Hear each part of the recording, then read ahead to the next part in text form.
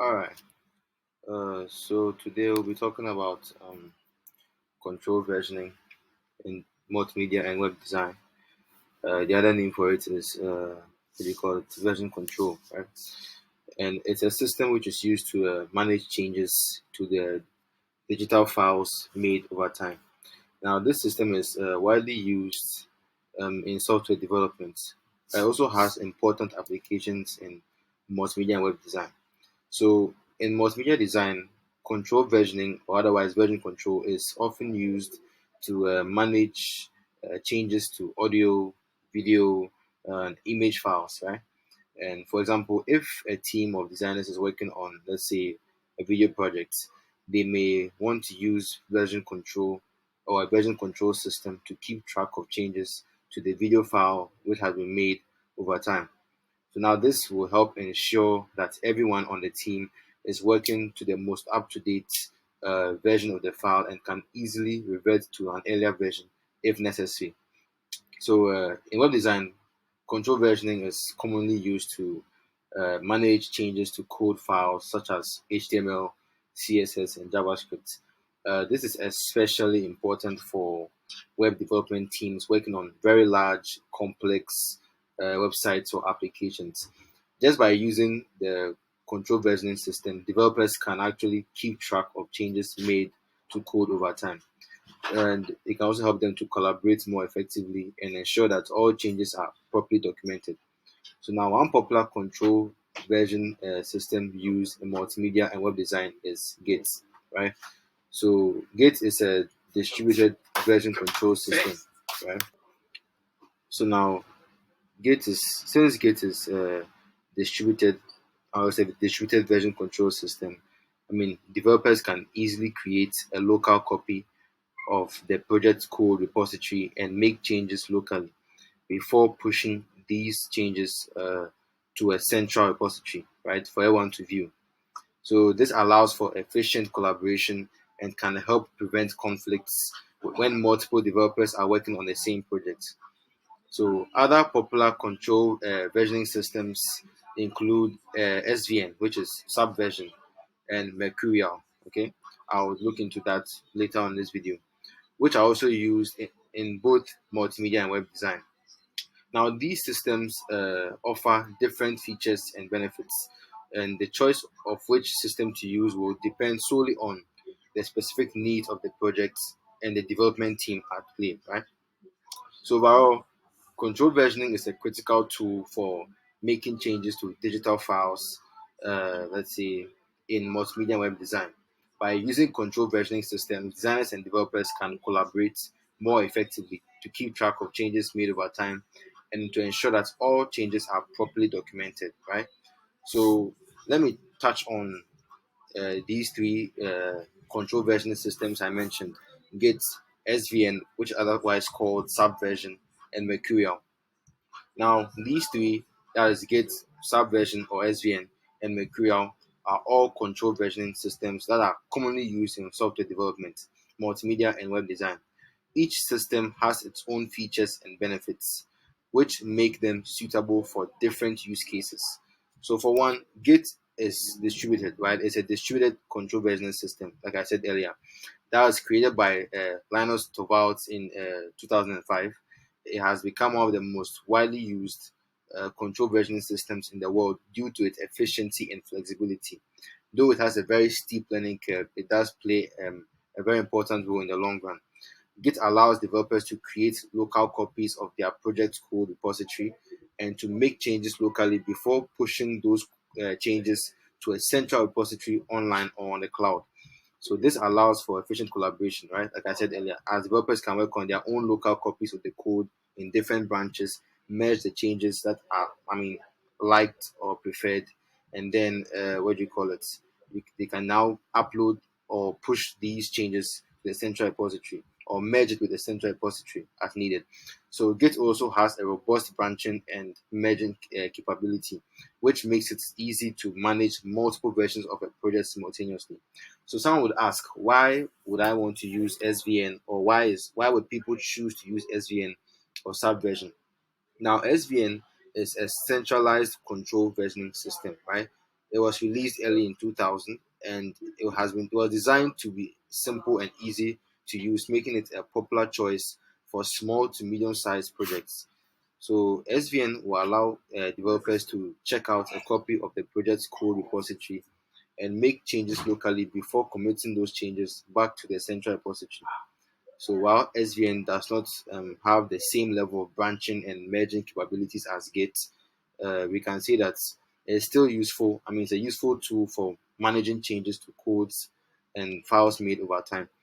And then someone would ask, why would I want to use Mercurial? So Mercurial is actually also another distributed control versioning system, which was also released in 2005, the same time as Git was released. It's similar to Git in many ways, though, with a focus on efficiency and flexibility.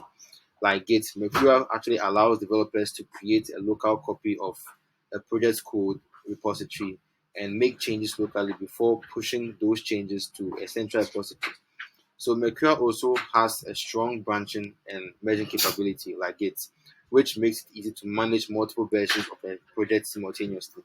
While Mercurial is not as widely used as Git, it is still a popular choice for software development teams all around the world. So in summary, I mean, Git, SVN, and Mercurial are all control versioning systems that are used to make changes to digital files over time, right? And each system has its own features and benefits, which make them suitable for different use cases. So the choice of which system to use will depend specifically on the needs of the project and the development team. So without much ado, let's start something. So let's go here.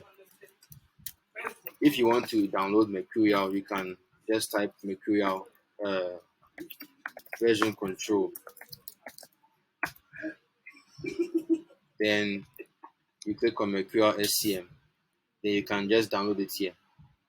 If you want to download it for Mac, you can click here. Windows, just click here. Others, just click over here. The documentation is right here as well. So if you're not interested in that one, then you can just go to SVN. Let's see, SVN subversion. Subversion, yeah. So yeah, Apache subversion. So you click on Apache subversion. Uh, so yes, so this is a subversion platform, Apache subversion, enterprise centralized version control. So this is a centralized version of version control. So if you want to download it, I think you'd have to go to source download. Yeah, right here, source download. Bro, damn, bro. Source assignment. Yeah, then you can just click on the long-term support. That's the better choice. All right, so enough of that. Let's go to the most widely used one, which is Git or GitHub. In order for you to use Git, obviously you'd have to download Git. So let me just show you how to do that. You click on Git, you click over here. All right. So you can download Git source code by clicking here. Since I'm on a Mac, I mean it just appears download for Mac, but you can download for Windows as well or Linux, whichever one you prefer. All right. So now take note that there is a difference between Git and GitHub. Git is more or less the tool, GitHub is more or less the platform that would give you the service to utilize the tool to its best capabilities. Okay. So let me just jump to my notes here. Okay. Okay. So let's talk a little bit. So yeah. So Git is officially defined as a distributed version control system, right? Or VCS. In other words, it's a system that tracks changes to our project files over time. It enables us to record project changes and go back to specific version of tracked files at any given point in time. This system can be used by many people to efficiently work together and collaborate on team projects, and also where each developer can have their own version of the project distributed on their computer. Later on, these individual versions of the projects can be merged and adapted into the main version of the project. Basically, it's a massively popular tool for coordinating parallel work and managing projects among individuals and teams. Needless to say, knowing how to use Git is one of the most important skills for any developer nowadays, and it is definitely a great addition to your resume. So this is the homepage. I've already showed you that. So if you want to download Git, it's right here. You can just click on this file. The link will be in the description. Let's see.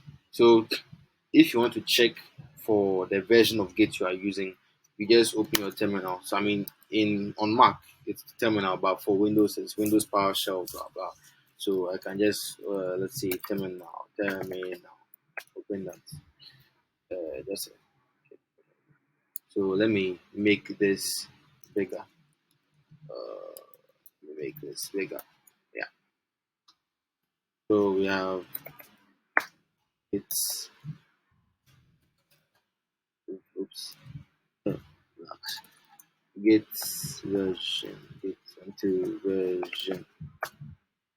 Yeah, so I'm currently on the Git version 2.3.1, 2.37.1. Yeah, so that's the Git version I'm using right now.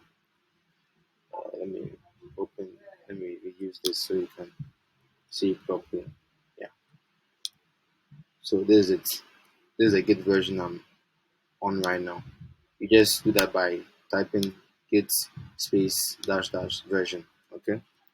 Now let's see, if everything went well, you should return the Git version that's installed on your computer. So yeah, blah blah blah. So you have to configure your email and your name. So when you get terminal, you just run git config global user and your name. So let me just copy that and put that here. I'll paste it, and I am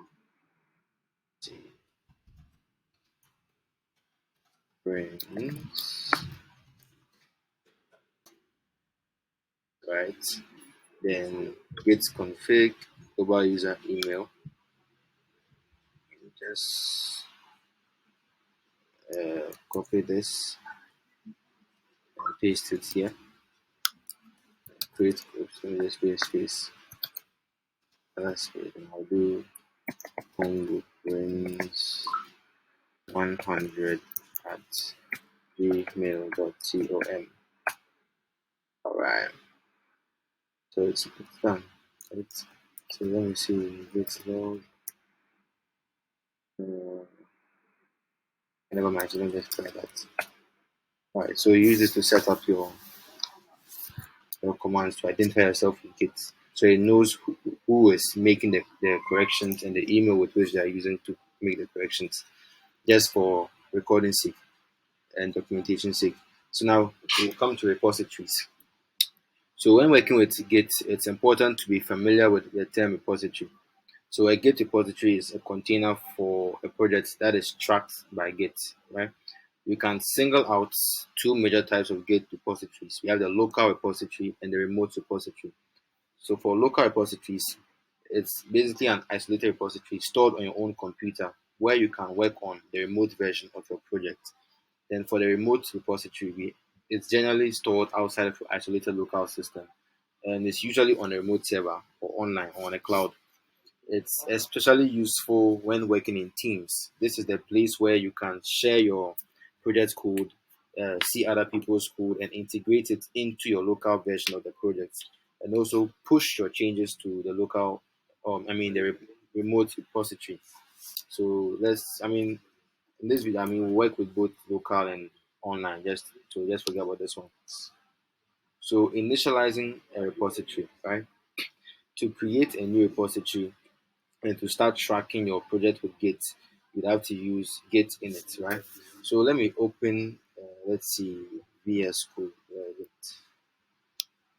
VS Code. There you are. Okay, so this is Visual Studio Code right here. Let me open a new folder. A new folder. Let me create one. Let me call this version control. Right. Now hit open. All right. So this is uh, the folder version control. Right. So let me create a few files here. Right. I'll just do index.html, and this is taking an awful long time. Then app.js.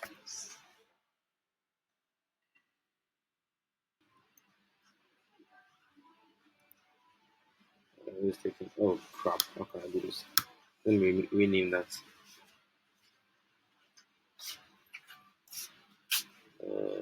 Let's see. Let me rename this. App, yeah, like JS.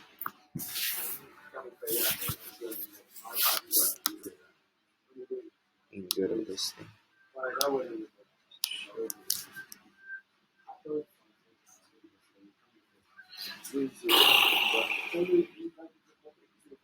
All right, app.js. Let's see. Let me also add a CSS file. Let me just do that too. I'll say styles.css. All right, cool. So we have our index.html, our styles.css, and our app.js, right? So I'll just create a very, very basic HTML file. I'll call this version control git, or git version control. And yeah, just use version control tutorial, yeah. All right. Then I'll add a link to my CSS file. So styles.css. And at the bottom of this guy here, add a script.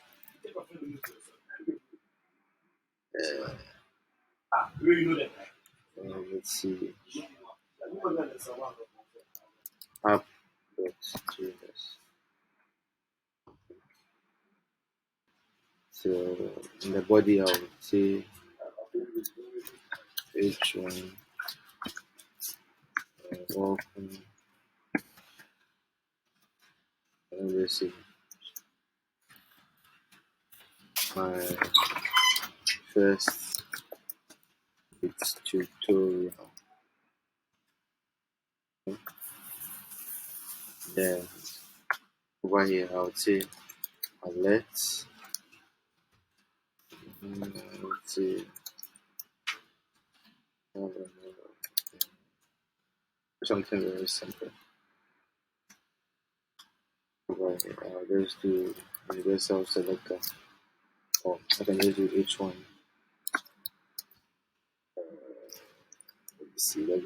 Let's see. Font color.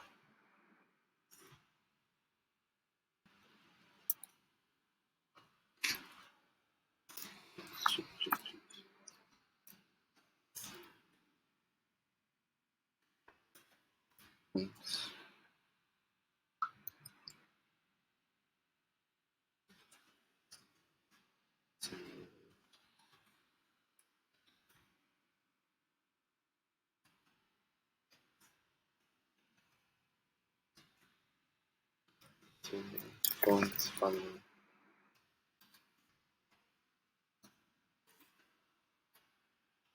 I'll use Lucida. I just use Lucida Samsung. So it's actually supposed to be color, not fonts. Color, yeah.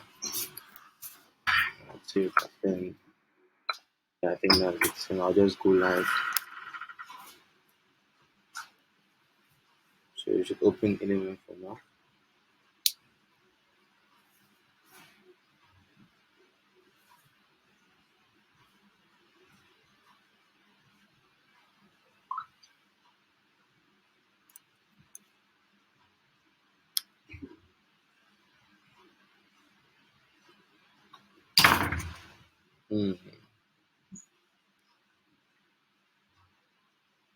There's supposed to now appear. I don't know why it's not. Oh right. Unbelievable. I changed the color to white. Let me just change it to like red or something. So I think that's fine. Yeah, there we go. Let me also let me center it up. Text align, enter. Cool, cool, cool, cool. Wonder why this thing is not connecting. Oh, how do you link this thing? Alright, so let me just make my life easier. How to link, oops, link script to HTML and VS. You forget some of these things. So let me just remind myself really quickly. And script source. Aha, excellent. That's good. You see, so you just come here. You go to, let me just cut this out. Script src, and you paste that, and you save. And yeah, hello there. There we go. Excellent. I'm really abusing this computer. Shoot. Okay. So yeah, so this is technically my working space over here. So if I wanted to apply Git to this guy, I'll just open a terminal, right? I'll allow it to load. Then let's say the first thing I'll do, right, is to check the Git status.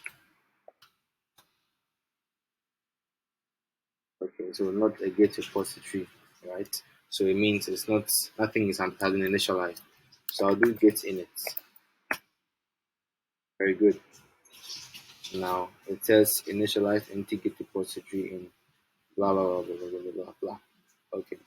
So now let's see. Let's go back to the notes to be sure. Yeah, Git init. So committing and staging code. Committing is the process in which the changes are officially added to the Git repository. In Git, we can consider commits to be the checkpoints or snapshots of a project at its current state. In other words, we basically save the current version of our code in a commit. We can create as many commits as we need in the commit history, and we can go back and forth between commits to see the different versions of our project code. This allows us to efficiently manage our progress and track the project as it gets developed, right? So commits are usually created at logical points as we develop our projects, usually after adding in specific contents, features, or modifications, like new functionalities or bug fixes, for example. So after initializing your code using, initializing your code using Git init, right?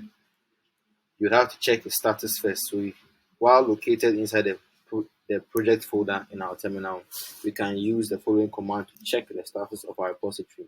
So I'll do that just now. So we have git status. Good. So now these are untracked files. My app.js, index.html, style.css, and if you recall, these are the same three apps that I created. Now this UI, I'm using an extension for Git, and this tells me that this is untracked. Okay, these three files are untracked, meaning they are not yet committed to the local repository. So let's follow the notes, and I show you how to do that. So you stage file, blah blah. So in order for you to stage them or to in quotes add them to your repository, you have to use the command git add then the file name. Okay, to add multiple files, you can do git add, then you list them sequentially without any like just with the space between them. But since we want to add all these files here, I mean, it's like we have specific files we want to add and specific files we don't want to add. You can just use the command git add full stop, right? So after that is done, you can now check your git status again, and you see the 410 green, meaning attract. Yes, so that changed from U to A, meaning they've been tracked. Okay, so Git now knows that they exist. So let's see what we have here. Okay, get what others right here. So if you want to make a commit is a snapshot of our code at a particular time, right? So which we are saving to the commit history of our repository. After adding all the files that we want to track to the staging area with the git add command, we are ready to make a commit. So remember, it is git init, git what do you call it, status to check if it has been initialized, then git add before you git commit, right? And the code to use to do that is git commit space slash m in your commit message. So let's do that real quick. Let's see. So we have git commit forward slash m space then your message. So this will be shoot, my first commit there. Okay, something simple and short. Enter and great. Now this is a snapshot of what you've done so far. My first commit today and three files changed, doing three insertions and create mode blah blah for app.js, index.html, styles.css. Okay.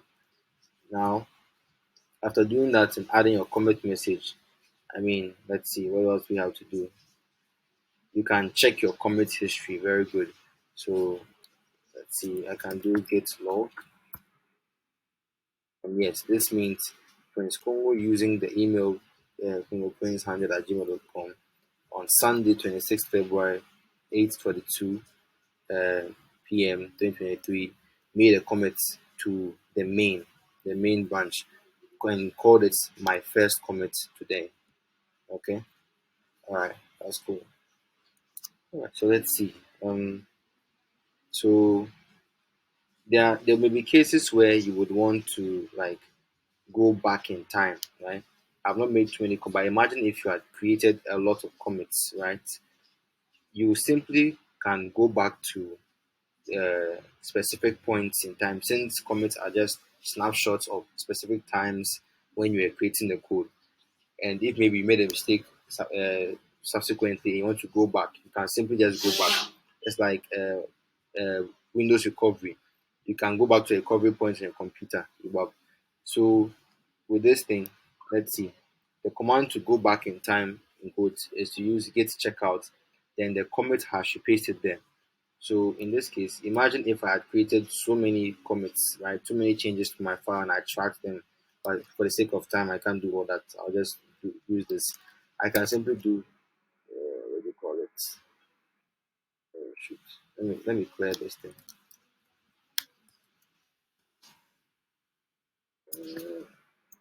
All right. So I can use git checkout. And I copy the particular hashtag of the commit I want to go back to and paste it here. I hit enter and it sends me back. Head is now at that. You understand? My first commit today. So this is called a git switch. So imagine if I had changed what do you call it? So many things and committed them. I can easily go back to them using the hash code here. So let's see. In case you are done with everything and I mean you played around a few things, you can simply just do git checkout master.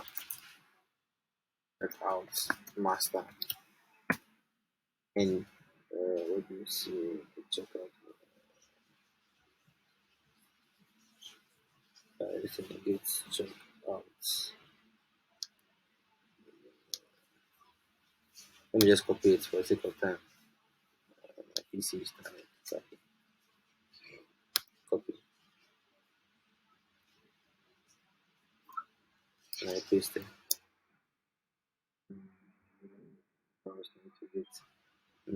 Okay, yeah, yeah, yeah, right. Branches. Okay, we'll get back to that. So you can use git ignore to ignore certain files in your project. So you can just type, maybe if I want to ignore a particular file, like if let's say I created like let me see ignore dot html, right? we can simply do dot git ignore and ignore dot html.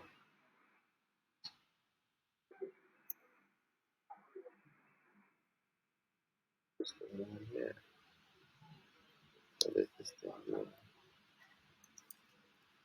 Try it again and see.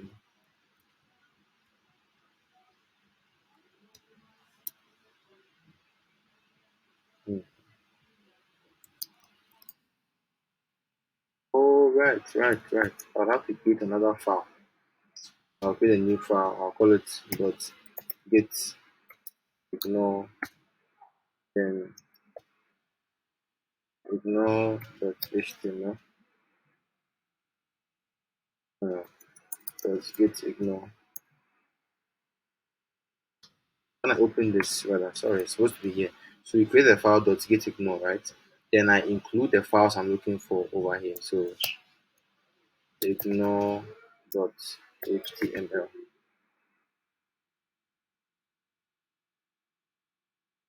Great. So you see it has been grayed out. This means that I've totally ignored this particular file. So when I make commits or changes to my code here and I push it to GitHub, it will not affect any of these. I mean, it won't affect the ignore. Ignore will not be part of the files that will be transferred or pushed to GitHub, right? But since that's not necessary now, let me just get rid of it. Move to trash.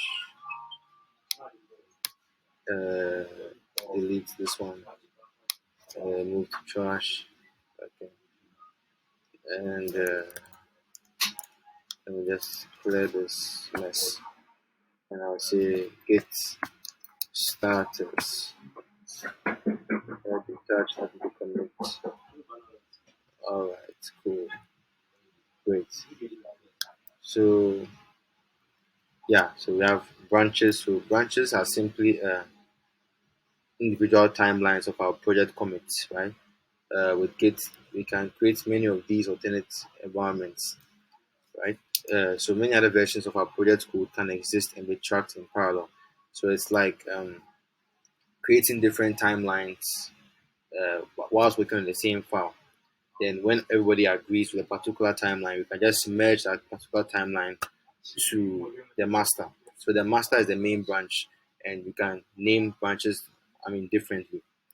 So let's see. This is my open this thing. Let me go to GitHub. So we know what we're talking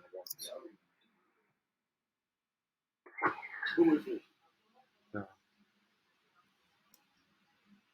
open to GitHub. Let's see. Open to GitHub. All right. So we are now on GitHub. Let's see. So I don't know what's taking this thing so long.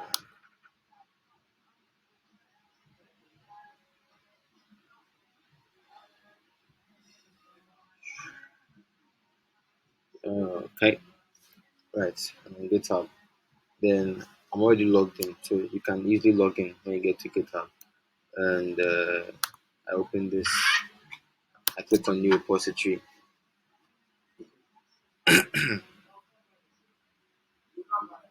Okay. Good. So I can name my repository here. Make it public.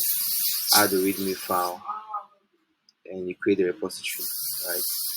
Then you can do all the same things I've talked about in GitHub as well.